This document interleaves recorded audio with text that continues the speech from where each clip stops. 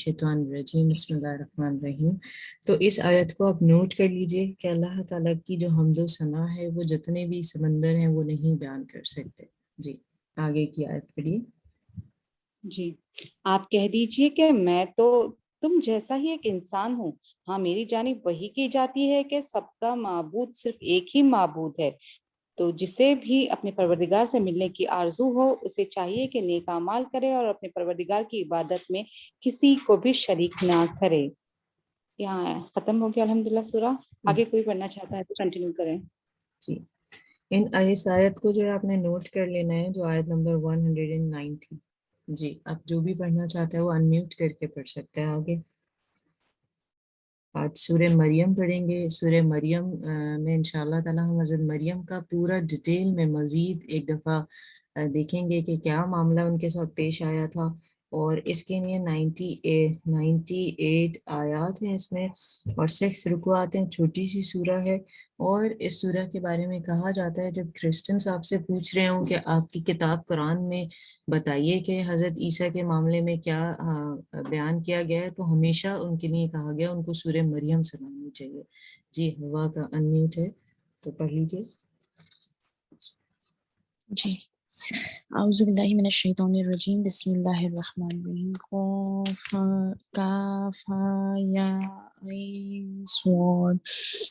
ये है तेरी परवरदिगार की इस मेहरबानी का जिक्र जो इसने अपने बंदे ज़करिया पर की थी, जबकि इसने अपने रब से चुपके चुपके दुआ की थी कि ए मेरे परवरदिगार, मेरी हड्डियां कमज़ोर हो गई हैं और सर बुढ़ापे की वजह से भड़क उठा है, इस लेकिन मैं कभी भी तुझसे दुआ करके महरूम नहीं रहा। मुझे अपने मरने के बाद अपने क़राबत वालों का डर है।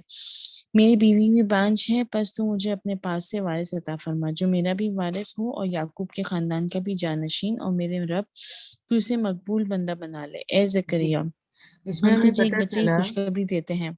देखें यहाँ पर बात आई है कि हजरत याकूब जो हैं उनके वारिस बना दे। इससे हमें पता चला कि वो बनी इसराइल में से ही थे, क्योंकि उनका लक़ब जो है बनी इसराइल था। दूसरा आप देखें जो हजरत ज़करिया हैं ये कौन थे, आपको याद है कि हमने पीछे पढ़ा था कि हजरत मरियम की जो वालदा हैं उन्होंने ये उनकी जब वो प्रेग्नेंट हुई तो उन्होंने ये सोचा था कि जो भी औलाद होगी वो मैं अपने रब के लिए ख़ास कर दूंगी। उन्हें एक गुमान था कि शायद बेटा होगा, लेकिन अल्लाह ताला क्योंकि उन्हें औलाद दे रहा था, वो तो बेहतर जानता है कि बेटा है या बेटी है। और उस वक्त जितने यहूदी थे वो भी मुंतजर थे, उन्हें लग रहा था कि अभी जो क्योंकि जो हज़रत मरियम के वालिद थे उनका नाम इमरान था और उनकी वालदा का नाम हैना था। तो उनको लगता था कि इनके यहाँ जो औलाद आने वाली है वही आने वाला कोई नबी है, जस्ट लाइक ईसा अलैहिस्सलाम। वो तसव्वुर ये करते थे जो यहूदी थे उस वक्त, क्योंकि उनकी किताब तौरात में जो जो चीज़ें बताई गई थी तो उन्हें अंदाज़ा था, जैसे नबी सल्लल्लाहु अलैहि वसल्लम के आने के वक्त उन्हें अंदाज़ा था कि नबी सल्लल्लाहु अलैहि वसल्लम आखिरी नबी हैं और वो खजूरों वाली जो ज़मीन पर आएंगे, और वो पहले से मदीना आके आबाद हो गए थे। इसी तरह वो गुमान कर रहे थे कि ये जो इमरान है और इनकी जो वाइफ है ना, इनके यहाँ बेटी जो भी औलाद होगी वो हज़रत ईसा होंगे। और उन्होंने ये नज़र भी मान ली थी कि मैं तो अल्लाह के नाम पर उसको मखसूस कर दूंगी।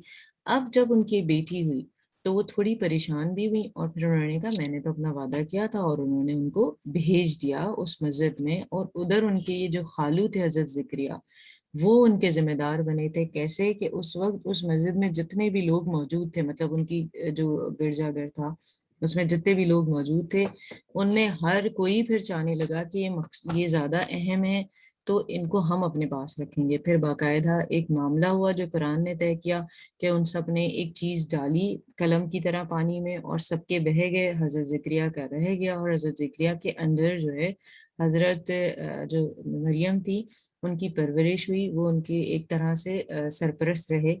और वो जब उनसे मिलने के लिए जाते खैर खैरियत लेने के लिए, क्योंकि वो बहुत इबादत गुजारती हैं हज़रत मरियम, तो वो देखते कि बेमौसम के फल रखे हुए हैं।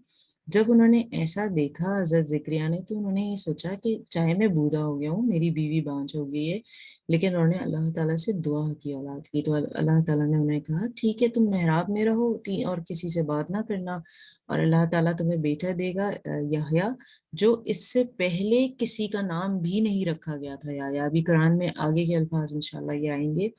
اور حضرت یحییٰ جو ہے وہ بنی اسرائیلی میں سے ایک نبی تھے اور حضرت زکریا کے بیٹے تھے۔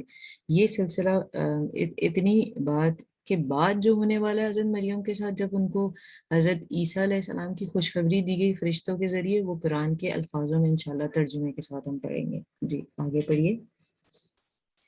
اے زکریا، ہم تجھے ایک بچے کی خوشخبری دیتے ہیں جس کا نام یحییٰ ہے۔ ہم نے اس سے پہلے اس کا ہم نام بھی کسی کو نہیں کیا۔ زکریا کہنے لگے، میرے رب، میرے ہاں لڑکا کیسے ہوگا؟ میری بیوی بانجھ اور میں خود بڑھاپے کی انتہائی ضعیف کو پہنچ چکا ہوں۔ ارشاد ہوا کہ وعدہ اسی طرح ہو چکا۔ تیرے رب نے فرما دیا کہ مجھ پر تو یہ بالکل آسان ہے، اور تو خود جب کا کچھ نہ تھا میں تجھے پیدا کر چکا ہوں۔ کہنے لگے، میرے پروردگار، میرے لیے کوئی علامت مقرر فرما دے۔ ارشاد ہوا کہ تیرے لیے علامت یہ ہے کہ باوجود صحیح سالم ہونے کے تو 3 راتوں تک کسی شخص سے بول نہ سکے گا۔ اب زکریا اپنے حجرے سے نکل کر اپنی قوم کے پاس آ کر انہیں اشارہ کرتے ہیں کہ تم صبح اور شام اللہ کی تسبیح بیان کرو۔ اے یحییٰ، میری کتاب کو مضبوطی سے تھام لے، اور ہم نے اسے لڑکپن سے ہی سے دانائی عطا فرما دی، اور اپنے پاس سے شفقت اور پاکیزگی بھی۔ وہ پرہیزگار شخص تھا اور اپنے ماں باپ سے نیک سلوک کرنے والا تھا، وہ سرکش و گناہگار نہ تھا۔ اس پر سلام ہے جس دن وہ پیدا ہوا اور جس دن وہ مرے اور جس دن وہ زندہ کر کے اٹھایا جائے گا۔ اس کتاب میں مریم کا بھی واقعہ بیان کیجیے۔ جی اس میں آیت نمبر 11 جو ہے، جس میں اللہ تعالیٰ کہہ رہے ہیں، دیکھیں اللہ تعالیٰ نے حضرت زکریا کے ذریعے بیان کیا کہ تم صبح اور شام، مطلب فجر میں اور عصر میں جو ٹائم ہوتا ہے اس میں اذکار کریں۔ تو اسے اپنے پریکٹیکل پوائنٹ میں بنائیں۔ ہم سب فجر میں جاگ رہے ہوتے ہیں تو ہم سحری کے وقت ضرور اذکار پڑھنا شروع کر دیں، اور عصر کے بعد بھی اس کی عادت بنائیں۔ جی اس کتاب میں مریم کا بھی واقعہ بیان کیجیے، جب کہ وہ اپنے گھر کے لوگوں سے علیحدہ ہو کر ایک مشرقی مکان میں آئی اور ان لوگوں کی طرف سے پردہ کر لیا۔ پھر ہم نے اس کے پاس اپنی روح فرشتے کو بھیجا، پس وہ اس کے سامنے پورا آدمی بن کر ظاہر ہوا۔ یہ کہنے لگی، میں تجھ سے رحمان کی پناہ مانگتی ہوں، اگر تو کچھ بھی اللہ سے ڈرنے والا ہے۔ اس نے جواب دیا کہ میں تو اللہ کا بھیجا ہوا قاصد ہوں، تجھے ایک پاکیزہ لڑکا دینے آیا ہوں۔ کہنے لگی، بھلا میرے یہاں بچہ کیسے ہو سکتا ہے؟ مجھے تو کسی انسان کا ہاتھ تک نہیں لگا اور نہ میں بدکردار ہوں۔ اس نے کہا، بات تو یہی ہے، لیکن پھر تیرے پروردگار کا ارشاد ہے کہ وہ مجھ پر بہت ہی آسان ہے۔ ہم تو اسے لوگوں کے لیے ایک نشانی بنا دیں گے اور اپنی خاص رحمت۔ یہ تو ایک طے شدہ بات ہے۔ پس وہ حمل سے ہو گئی، اسی وجہ سے وہ یکسو ہو کر ایک دور کی جگہ پر چلی گئی۔ پھر دردیزہ اسے ایک کھجور کے تنے کے نیچے لے آیا اور کہنے لگی، اے کاش میں اس سے پہلے ہی مر گئی ہوتی اور لوگوں کی یاد سے بھی بھولی بسری ہو جاتی۔ اتنے میں اسے نیچے سے ہی آواز دی کہ آزردہ خاطر نہ ہو، تیرے رب نے تیرے پاؤں تلے ایک چشمہ جاری کر دیا، اس کھجور کے تنے کو اپنی طرف ہلا، یہ تیرے سامنے تر و تازگی پکی کھجوریں گرا دے گا۔ اب چین سے کھا پی اور آنکھیں ٹھنڈی رکھ۔ اگر تجھے کوئی انسان نظر آ جائے تو کہہ دینا کہ میں نے اللہ رحمان کا نام کا روزہ مان رکھا ہے، میں آج کسی شخص سے بات نہ کروں گی۔ اب عیسیٰ علیہ السلام کو لیے ہوئے وہ اپنی قوم کے پاس آئیں۔ سب کہنے لگے، مریم تو نے بڑی بری حرکت کی، اے ہارون کی بہن، نہ تو تیرا باپ برا آدمی تھا نہ تیری ماں بد کردار تھی۔ مریم نے اپنے بچے کی طرف اشارہ کیا۔ سب کہنے لگے کہ لو بھلا، اب ہم گود کے بچے سے باتیں کریں گے۔ بچہ بول اٹھا، میں اللہ کا بندہ ہوں، اس نے مجھے کتاب عطا فرمائی ہے، مجھے اپنا پیغمبر بنایا ہے، اور اس نے مجھے بابرکت کیا ہے جہاں بھی میں ہوں، اور اس نے مجھے نماز اور زکوٰۃ کا حکم دیا ہے جب تک میں زندہ رہوں، اور اس نے مجھے اپنی والدہ کا خدمت گزار بنایا ہے، مجھے سرکش و بخت نہیں کیا، اور مجھ پر میری پیدائش کے دن اور میری موت کے دن اور جس دن کہ میں دوبارہ زندہ کھڑا کیا جاؤں گا سلام ہی سلام ہے۔ جی اس میں ایک چیز دیکھیں کہ اب کیا ہوا کہ حضرت زکریا کی سرپرستی میں حضرت مریم رہ رہی تھی۔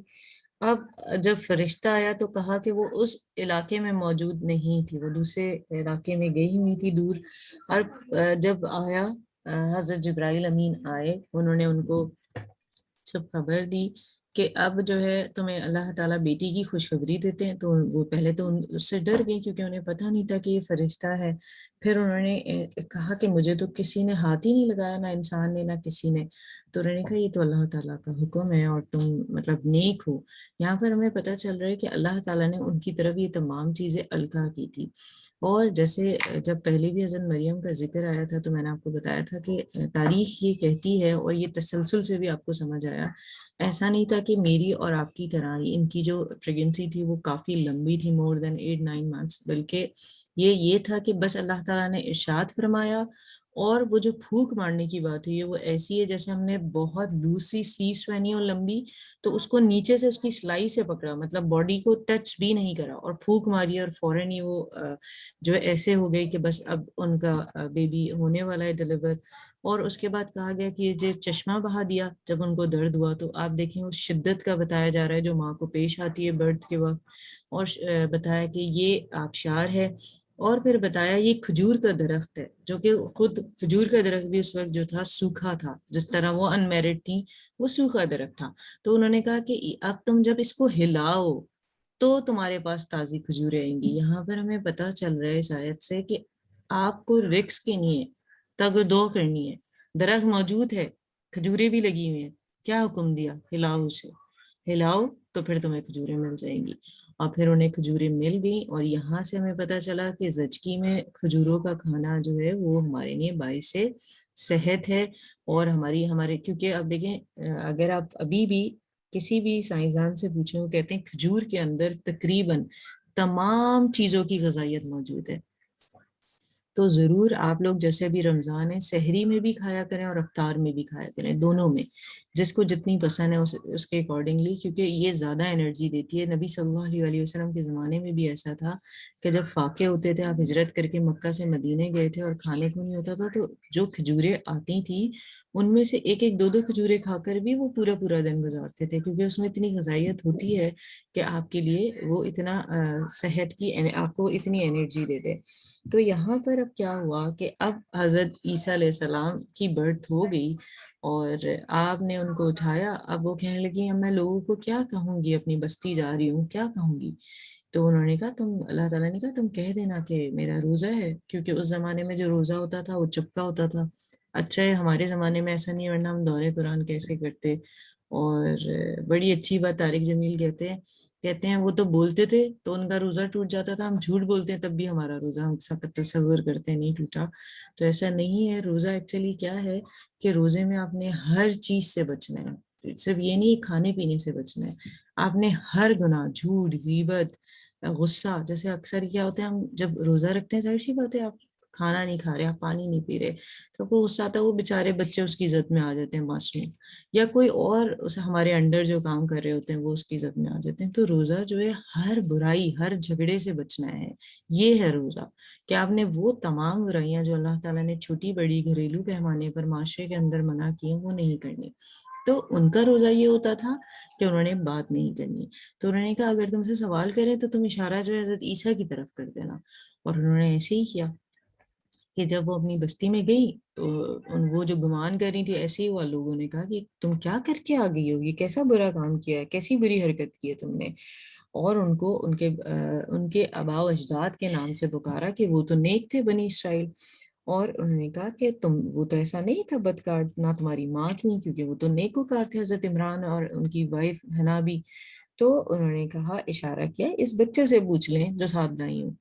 اب وہ کہا جاتا ہے کہ وہ جھولے میں پڑے ہوئے ہیں، گہوارے میں ہیں.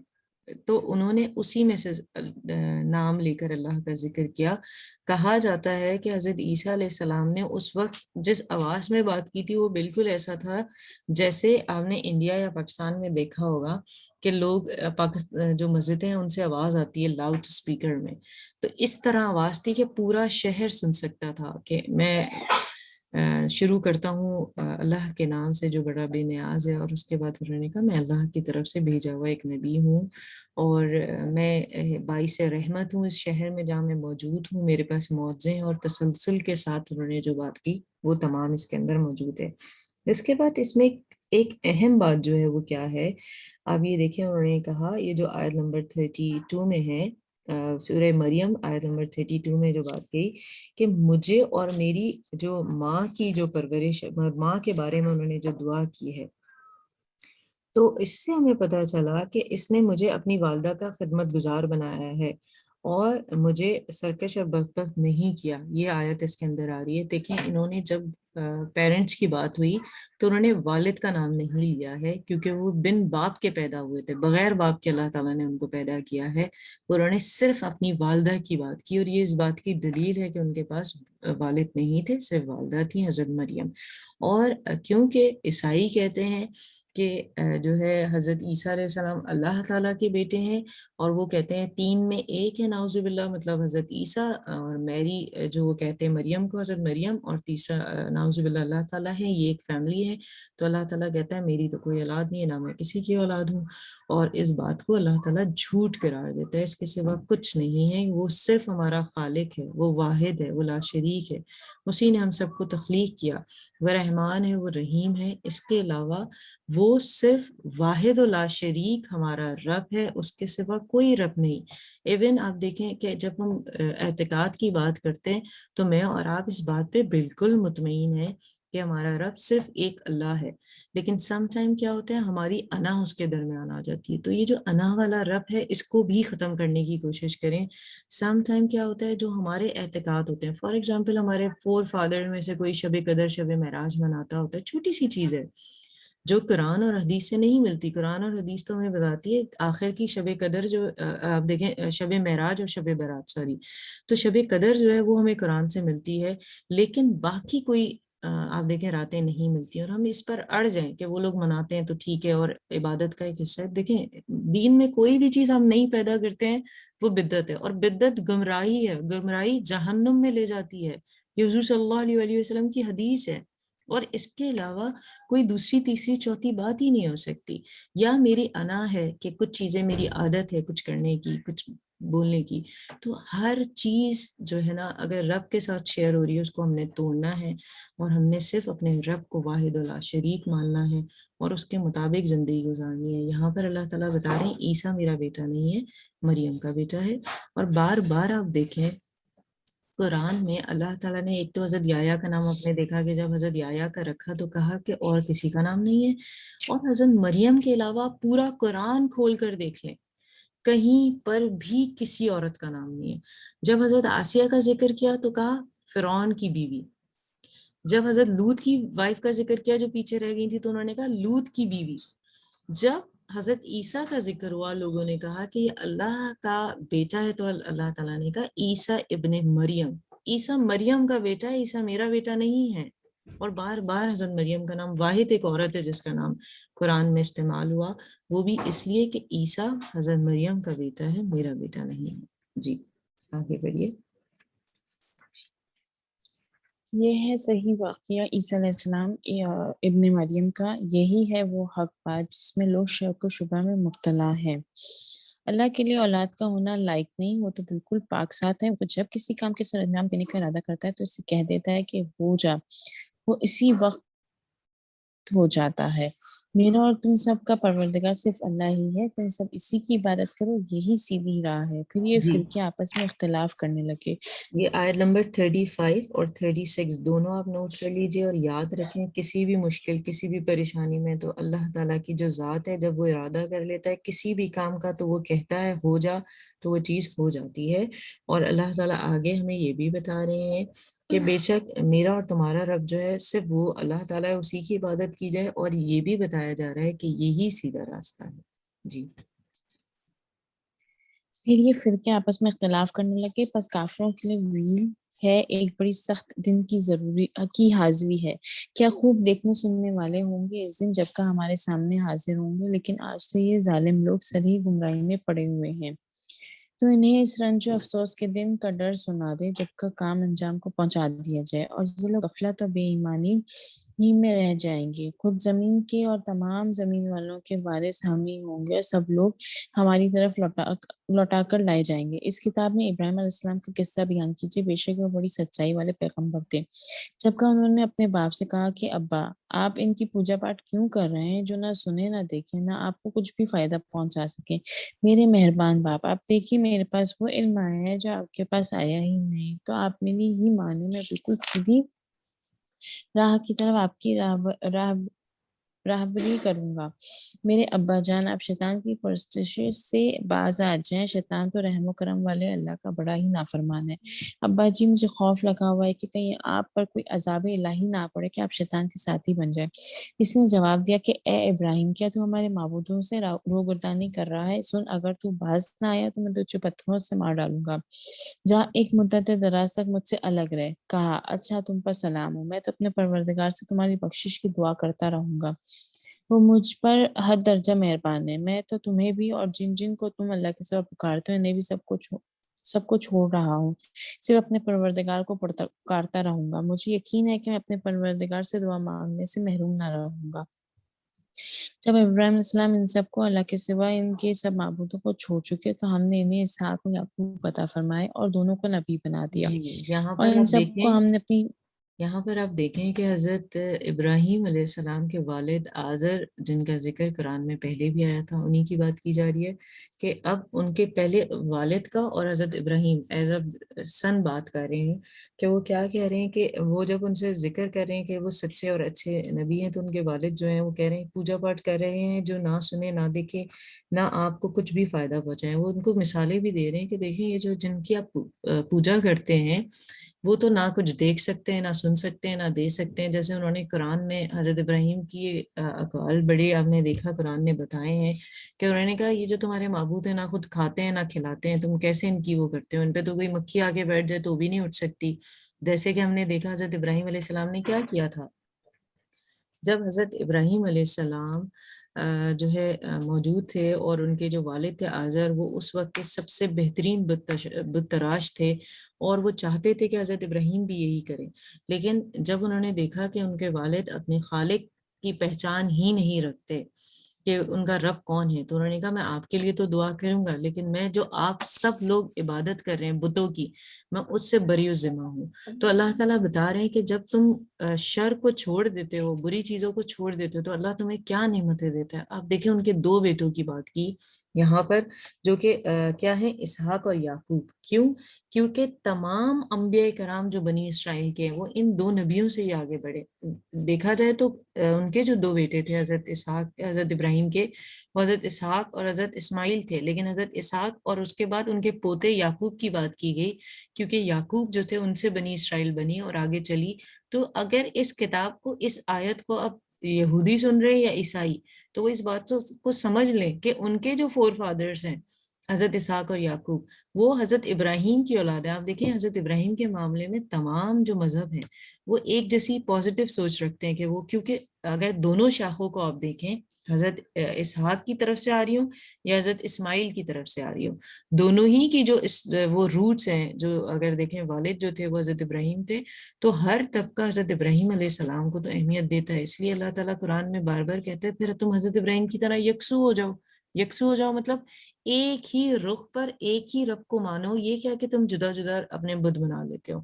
تو وہی بات اس کے اندر کی گئی ہے کہ اگر تم ان کو مانتے ہو تو ایک ہو جاؤ، اور جب انسان اللہ کی رضا کے لیے چیزوں کو چھوڑ دیتا ہے تو اللہ اس سے بڑھ کر نعمتیں دیتا ہے۔ آنے والی جتنی نسلیں تھیں وہ حضرت ابراہیمی سے چلی ہیں۔ جی اور ان سب کو ہم نے اپنی بہت سی رحمتیں عطا فرمائی اور ہم نے ان کے ذکر جمیل کو بلند درجے کا کر دیا۔ اس قرآن میں موسیٰ علیہ السلام کا ذکر بھی کیجئے جو چنا ہوا اور رسول اور نبی تھا۔ ہم نے اسے طور کی دائیں جانب سے ندا کی اور رازگوئی کرتے ہوئے اسے قریب کر لیا اور اپنی خاص مہربانی سے اس کے بھائی ہارون کو نبی بنا کر اسے عطا فرمایا۔ اس کتاب میں اسماعیل علیہ السلام کا واقعہ بھی بیان کیجیے، وہ بڑا ہی وعدے کا سچا تھا اور تھا بھی رسول اور نبی۔ وہ اپنے گھر والوں کو برابر نماز اور زکوٰۃ کا حکم دیتا تھا اور تھا بھی اپنے پروردگار کی بارگاہ میں پسندیدہ و مقبول۔ اور اس کتاب میں ادریس علیہ السلام کا بھی ذکر کیجیے، وہ بھی نیک کردار پیغمبر تھا، ہم نے اسے بلند مقام پر اٹھا لیا۔ یہی وہ انبیاء ہیں جن پر اللہ نے فضل و کرم کیا، جو اولاد آدم میں سے ہیں، اور ان لوگوں کی نسل سے ہیں جنہیں ہم نے نوح علیہ السلام کے ساتھ کشتی میں چڑھا لیا تھا، اور اولاد ابراہیم اور یعقوب سے اور ہماری طرف سے رائے یافتہ اور ہمارے پسند لوگوں میں سے ہیں۔ ان کے سامنے جب اللہ رحمان کی آیتوں کی تلاوت کی جاتی تھی سجدہ کرتے اور روتے گر گڑاتے گر پڑتے تھے۔ پھر ان کے بعد ایسے ناخلف پیدا ہوئے کہ انہوں نے نماز ضائع کر دی، نفسانی خواہشوں کے پیچھے پڑ گئے، سو ان کو نقصان ان کے آگے آئے گا۔ سوائے ان کے جو توبہ کر لیں، ایمان لائیں اور نیک عمل کریں، ایسے لوگ جنت میں جائیں گے اور ان کی ذرا سی بھی حق تلفی نہ کی جائے گی۔ جی یہ جو ہمیشہ والی سورہ جنت مریم میں کی جتنی بھی آیات آ رہی ہیں ان تمام کے اندر آپ دیکھیں سارے پریکٹیکل پوائنٹس آپ کے مل رہے ہیں، ہماری زندگی پہ اپلائی کرنے ہیں ہمیں یہ سارے۔ جو نماز کی بات آئی ہے، زکوٰۃ کی بات آئی ہے، معاملہ فہمی کی بات آئی ہے، اور آپ دیکھیں اس میں تسلسل کے ساتھ بات شروع ہوئی حضرت ابراہیم سے، حضرت اسحاق، حضرت یعقوب، حضرت موسیٰ، اور پھر آپ دیکھیں کہ آگے تمام انبیاء کرام کی بات ہو رہی ہے، اسماعیل بھی اس میں ہے۔ تو اور تو آپ نے ان تمام کو جو حکم دیا ہے وہ حکم کیونکہ صرف بنی اسرائیل کے لیے نہیں بلکہ نبی صلی اللہ علیہ وسلم کی امت کے لیے یہ کتاب ہم پہ نازل ہوئی ہے، تو یہ تمام چیزوں پر ہمیں عمل کرنا ہے۔ یہ تمام آپ اپنے پریکٹیکل پوائنٹس میں لکھ لیجیے۔ جی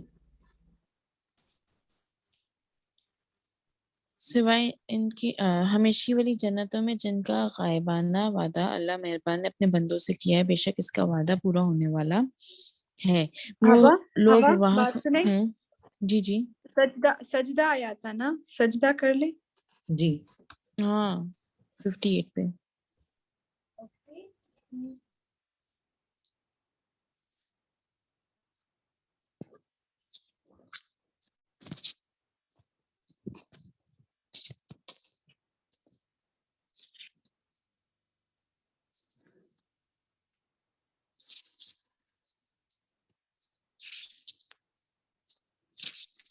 اعوذ باللہ من الشیطان الرجیم، بسم اللہ الرحمن الرحیم۔ جی بسم اللہ الرحمن الرحیم۔ وہ لوگ وہاں کوئی لغو بات نہ سنیں گے، صرف سلام ہی سلام سنیں گے۔ ان کے لیے وہاں صبح و شام ان کا رزق ہوگا۔ یہ ہے وہ جنت جس کا وارث ہم اپنے بندوں میں سے انہیں بناتے ہیں جو متقی ہیں۔ ہم بغیر تیرے رب کے حکم کے اتر نہیں سکتے، ہمارے آگے پیچھے ان کے درمیان کی کل چیزیں اسی کی ملکیت میں ہیں، تیرا پروردگار بھولنے والا نہیں۔ آسمانوں کا، زمین کا اور جو کچھ ان کے درمیان ہے، سب کا رب وہی ہے۔ تو اسی کی بندگی کر، اس کی عبادت پر جم جا، یا کیا تیرے علم میں اس کا ہم نام ہم پلہ اور بھی ہے؟ انسان کہتا ہے کہ جب میں مر جاؤں گا تو کیا پھر زندہ کر کے نکالا جاؤں گا؟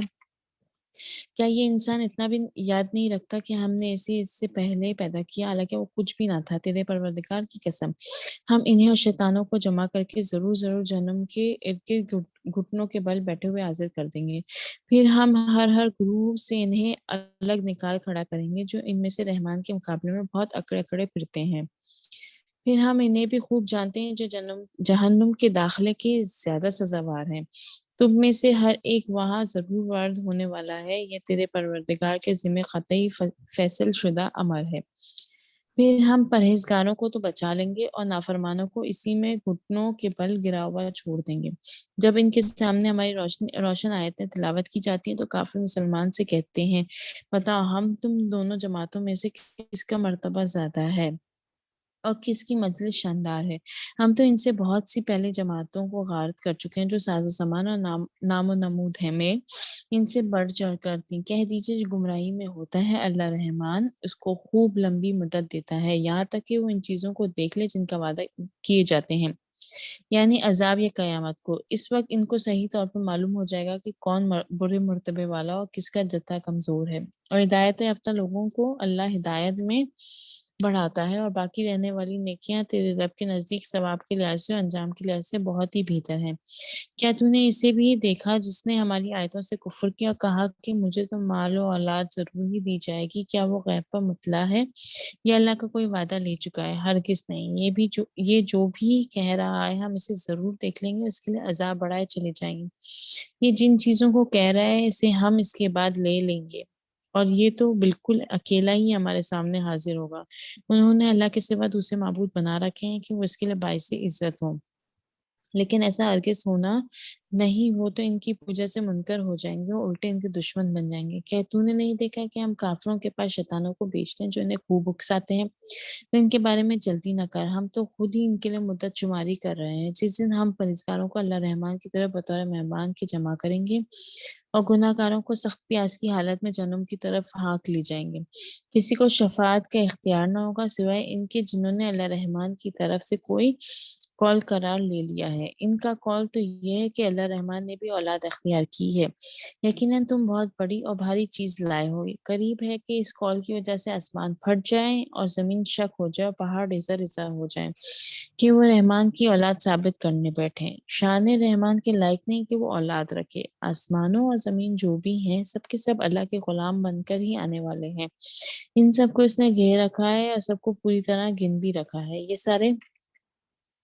یہ سارے کے سارے قیامت کے دن اکیلے اس کے پاس حاضر ہونے والے ہیں۔ بے شک جو ایمان لائے ہیں اور جنہوں نے شائستہ مال کیے ہیں ان کے لیے اللہ رحمان محبت پیدا کر دے گا۔ ہم نے اس قرآن کو تیری زبان میں بہت ہی آسان کر دیا ہے کہ تو اس کے ذریعے سے پرہیزگاروں کو خوشخبری دے اور جھگڑالو لوگوں کو ڈرا دے۔ ہم نے ان سے پہلے بہت یہ سی آیت جماعتیں نمبر 97 جو ہے جس میں قرآن کے بارے میں کہا جا رہا ہے کہ اس کو ہم نے آسان کر دیا ہے، تو آپ یہ دیکھیں اس کو ہم نے انشاءاللہ تعالیٰ بائی ہارٹ بھی یاد کریں اور ترجمے کے ساتھ بھی یاد کریں کہ اگر ہم غور کریں تو ہمیں تو اس پر شکر گزار ہونا چاہیے اللہ تعالیٰ کے کہ دیکھیں ہم سب کی جو لینگویج ہے وہ اردو ہے، اور اردو کے بہت سارے جو ورڈز ہیں وہ بالکل عربی کے ساتھ ہی ہیں۔ اگر آپ دیکھیں 70% تقریباً، جیسے یوم آتا ہے اس کا مطلب دن ہے، مستقیم سیدھا، یہ تمام الفاظ، اور حمد جو ہے اس کا مطلب جو ہے اللہ کی تعریف ہے۔ اور آپ دیکھیں متقی جو ہے اردو کا بھی ورڈ ہے، اسی طرح صلاح جو ہے عربی کا بھی ورڈ ہے اور اردو میں بھی استعمال کیا جاتا ہے۔ تو ہمیں سمجھ میں آیا کہ اللہ تعالیٰ نے اور زیادہ آسان تو ہم جن کی مدر ٹنگ اردو ہے ان کے لیے کر دیا۔ جیسے میں جانتی ہوں ایک خاتون جو انڈیا سے تھی اور ان کی لینگویج اردو نہیں تھی نہ ہندی، کیونکہ ہندی لکھنے میں ڈیفرنٹ ہوتی ہے، بولتے تو اردو کی طرح ہی ہے۔ تو میں نے ان کی اسٹرگل دیکھی ہے کہ وہ کتنی محنت کرتی تھی۔ رومن اردو میں وہ لکھتی تھی جب ٹرانسلیشن یاد کرنی ہوتی تھی، جس طرح ہم ٹائپ کرتے ہیں موبائلوں پر، اور اس طرح انہوں نے پورے قرآن کو یاد کیا۔ تو سم ٹائم کچھ لوگ اپنی صلاحیتوں کو اگر دیکھا جائے، ان کی کیپیسٹی، اگر ہم یاد کرنے بیٹھیں تو شاید ہم گھنٹے میں جو کام کرتے ہیں ان کا 3 گھنٹے میں ہو رہا ہے۔ تو سم ٹائم آپ کو فیل ہوتا ہے کہ یہ کتنے بلیسڈ ہیں اور کتنا اللہ نے ان کی دلوں میں قرآن کی اور اپنی محبت رکھی ہے کہ اس کے لیے وہ اپنا ٹائم، اپنی صلاحیتیں، ہر چیز ہم سے زیادہ اس پہ لگا رہے ہیں، اور ویسے ہی وہ اجر کما رہے ہیں۔ تو دیکھا جائے تو قرآن تو ہر ایک کے لیے آسان ہے، اور دیکھیں انہوں نے اب وہ ہم سے بہتر طریقے سے قرآن کو بیان کر سکتے ہیں، کیونکہ جو جتنی ایفرٹ قرآن کے ساتھ بیٹھ کے لگاتا ہے، جیسے آپ میں سے ماشاءاللہ کچھ لوگ ہیں جو پریکٹیکل پوائنٹس شیئر کر رہے ہیں، اور مجھے بہت خوشی ہوتی ہے دیکھ کر کہ آپ جو بھی شیئر کر رہا ہے اس کے ذہن میں، جیسے میں آپ کو بھی بتا رہی تھی کہ لکھنے والی چیز، نوٹ کرنے والی چیز ہمیشہ کہیں نہ کہیں آپ کے ذہن میں رہتی ہے۔ جس طرح جب میں نے انٹر کے بعد یہ کورس شروع کیا تھا عالمہ کا، تو ہمارے 15 پارے ایک رمضان میں ہوئے تھے اور 15 پارے نیکسٹ رمضان میں ہوئے تھے، اور وہاں پر ایک فقیر حسین اجازی صاحب ہوتے تھے کراچی پاکستان میں، جو ہمارے انسٹیٹیوٹ میں ہمیں دورہ قرآن کرانے آتے تھے شروع کے تقریباً پورے رمضان 20 رمضان تک، اور ہم صرف لکھ رہے ہوتے تھے، وہ بولتے جاتے تھے، جس طرح آپ نے ایک نیوز میں دیکھا ہے کہ ایک بندہ صرف لکھ رہا ہے، سامنے والا بولتا جا رہا ہے، اور اس طرح وہ 15 پاروں کے لیے ہمارے 2 موٹے موٹے رجسٹر ریڈی ہوتے تھے، اور ہم جو کلاس میٹ ہیں وہ آپس میں بات کر رہے ہوتے تھے۔ ہم نے لکھا تو سب کچھ ہے لیکن ہمارے ذہن میں کچھ بھی نہیں بیٹھا، مطلب ہم بس لکھ رہے ہیں، بس لکھ رہے ہیں، کیونکہ ہمیں قرآن جو ٹیچر تھیں ان کو سبمٹ کرانا ہوتا تھا، احادیث ہم اس کو الگ نوٹ کرتے تھے، قرآن کی آیت الگ نوٹ کرتے تھے، اور اس طرح ہم نے نیکسٹ ایئر باقی کے جو 16 سے 30 تک کیے، فرسٹ جو رمضان تھے اس میں 1 سے 15 تک۔ اب یہ 2 سال گزر گئے۔ جب وہ 2 سال گزر گئے اور پھر ہم نے انڈیویجول، جیسے میں نے جب دورہ قرآن شروع کیا لینا، تو مجھے ریئلائز ہوا کہ وہ جو میں لکھ رہی تھی وہ ایکچولی میرے ذہن میں لاشعوری طور پر بیٹھ رہا تھا، جو مجھے سمجھ نہیں آ رہا تھا، اور آج بھی یہ سارا کریڈٹ انہی کو جاتا ہے، میرے ٹیچرز کو، جو میں نے اس وقت پڑھا، کہ اگر میں بول رہی ہوں تو وہ میرے اندر اترا ہے۔ اور یہی چیز میں آپ لوگوں کو بار بار کہہ رہی ہوں کہ آپ لازم جو ہے اپنے پریکٹیکل پوائنٹس، آیات نوٹ کریں، لکھیں، اس کا بہت فائدہ ہے۔ لکھنے کا فائدہ بھی ہم نے قرآن میں بھی دیکھا ہے، اور جو لوگ شیئر کر رہے ہیں ان کے ذہنوں میں وہ چیز رہے گی ہمیشہ۔ جب کبھی کوئی آیات آ رہی ہیں، جیسے وضو کی آیت آ رہی ہے، انہوں نے نوٹ کر کر اگر گروپ پہ شیئر کیا تھا تو ان کو یاد رہے گا فلاں پارے کے اندر شاید تھی, ذرا ذہن ادھر ادھر ہوگا تو چلے میں اس میں چیک کرتی ہوں شاید اس میں ہو. اور اگر آپ لوگوں نے اپنے جرنلس میں لکھا ہوا ہے, آپ اس کو کھولیں گی اگر پارے کے ساتھ, تو آپ کو وہ چیزیں فوراً مل جاتی ہیں. تو ہمیشہ یاد رکھیں لکھنے کی ایک اپنی اہمیت ہوتی ہے. ہر ایک کے اندر الگ الگ صلاحیتیں ہیں, لیکن جب ہم کسی بھی, پھر دوبارہ میں یہ بات کہوں گی کہ جب کبھی ہم, جیسے ہم جب تعلیمی اداروں کی بات ہو رہی تھی, کہ اگر ہم تعلیمی ادارے کے باہر ہم اسٹوڈنٹ نہیں ہیں, باہر سے گزر رہے ہیں, تو ہم اس کے رول اینڈ ریگولیشنز کو نہیں فالو کریں گے. لیکن اگر ہم اس انسٹیٹیوٹ کے اندر موجود ہیں, ایز اے اسٹوڈنٹ موجود ہیں, تو ہمیں رول اینڈ ریگولیشنز کو فالو کرنا چاہیے, کیونکہ جو بھی بنتا ہے وہ آپ کے فائدے کے لیے بنتا ہے. فار ایگزامپل آپ دیکھیں جو اسکولس ہوتے ہیں ہمارے بچوں کے, وہ ڈیسائیڈ کرتے ہیں کہ بچوں کے ٹائمنگز کیا ہونی ہے, یا ان کا یونیفارم کیا ہونا ہے, یا ان کا سلیبس کیا ہونا ہے. پیرنٹس یا بچے تو نہیں ڈیسائیڈ کر کے بتاتے, اور ہم پراپر طریقے سے اس کو فالو کرتے. تو سیم چاہے ہمارے دین کی تعلیم ہو, اس میں بھی ہمیں اتنی ہی آنیسٹی کے ساتھ ساری چیزیں کرنی چاہیے, کیونکہ یہ ایک اس کا مطلب حق ہے جو ہمیں ادا کرنا ہے. تو میں امید کرتی ہوں کہ انشاءاللہ افروز تو ڈیلی میں اپریشیٹ کروں گی, انہیں شیئر کرتی ہیں, عائشہ بھی کرتی ہیں, اور روبینہ جو ہے وہ آیات کو انڈر لائن کر کے کرتی ہیں, وہ بھی مجھے بہت اچھا لگتا ہے. وہ کیا ہے, آپ کی ٹائم کی بھی بچت ہے, اور آپ نے نوٹ بھی کر لیا. جب کبھی آپ قرآن پڑھیں گے تو آپ کے پاس ایک بڑا اچھا خزانہ جمع ہو گیا. تو باقی کے جو لوگ ہیں ان سب سے بھی میں یہی کہوں گی کہ لازم نوٹ کریں اور اسے شیئر بھی کریں. گروپ کو میں نے تھوڑی دیر کے لیے اس کو بند اس لیے کیا ہوا ہے کہ آپ دیکھیں کہ ابھی رمضان آتا ہے, ہر طرف سے ہمیں امیجز آ رہے ہوتے ہیں رمضان کے یا اس طرح کی شیئر. میری سوچ یہ ہے کہ اس کو ہم خاص کر لیں کہ اس میں ہم ساری انفارمیشن وہ بھیجیں جو ہمیں رمضان کے لیے فائدہ دے, اور وہ ہم دوسروں سے شیئر کر پائیں. تو گروپ کو میں جیسی کلاس ہماری کمپلیٹ ہوگی تو میں اس کو اوپن کر دیا کروں گی گھنٹے کے اندر, 1.5 گھنٹے میں, تاکہ آپ سب شیئر کر لیں اور پھر اس کو کلوز کر دیں, تاکہ اس میں صرف ہم یہی ضروری انفارمیشن پر بات کریں اور کسی پہ نہیں. دوسرا یہ کہ یہ آیت کمپلیٹ, سورہ کمپلیٹ ہونے والی ہے, 3 منٹس رہ گئے ہیں اور نفس بھی ہو جائے گا, تو پھر اس کے بعد آپ میں سے جو بھی پڑھنا چاہتا ہے وہ پڑھ سکتا ہے. جی اسے کمپلیٹ کریں. میں ہم نے ان سے یہ بس جی کمپلیٹ ہونے والی ہے. انشاءاللہ. ہم نے ان سے پہلے بہت سی جماعتیں تباہ کر دی ہیں, کیا ان میں سے ایک کی بھی آہٹ تو پاتا ہے, یا ان کی آواز کی بھنک بھی تیرے کان میں پڑتی ہے؟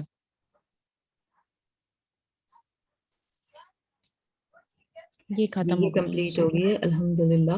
تو اس کے اندر جی بس آپ نے یہ دیکھنا ہے کہ یہ آیت آپ نے نوٹ کر لی کہ قرآن ہمارے لیے آسان ہے اور متقیوں کے لیے اور زیادہ اس میں خوشخبری ہے. تو آپ نے اس چیز کا خیال رکھنا ہے کہ قرآن کو بہتر طریقے سے پڑھنا ہے. یہ 2 منٹ رہ گئے ہیں, میرا خیال ہے اس کو اینڈ کر دیتے ہیں اور آپ پھر نیکسٹ سے پھر شروع کرتے ہیں انشاءاللہ سورہ طٰہٰ.